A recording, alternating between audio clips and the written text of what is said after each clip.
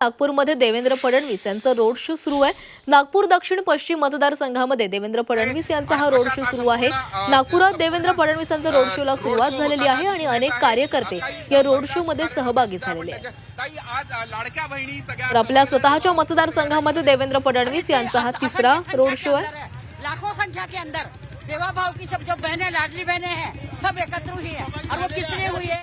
आने वाली 20 तारीख को चुनाव है और उसमें हम देवा भाव को ज्यादा से ज्यादा मतों से विजय करना चाहेंगे।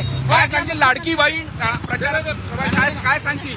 तर आपण बघू शकतो हा सगळा उत्साह भाजपा कार्यकर्त्यांमध्ये, भाजपाच्या सगळ्या संपूर्ण दक्षिण पश्चिम नागपुरातील सगळे जे बूथ प्रमुख आहे, शक्ती प्रमुख आहे, सगळेजण सहभागी झाले आहे आणि अखेरच्या टप्प्यातला अखेरचा जोर देवेंद्र भाऊ करता, आपल्या लाडक्या देवा भाऊ करता हे सगळे भाजपा कार्यकर्ते करताना दिसून येत आहे। झी मीडियासाठी व्हिडिओ जर्नलिस्ट रत्नागिरी सातपुतेचा अमर काणे, नागपूर।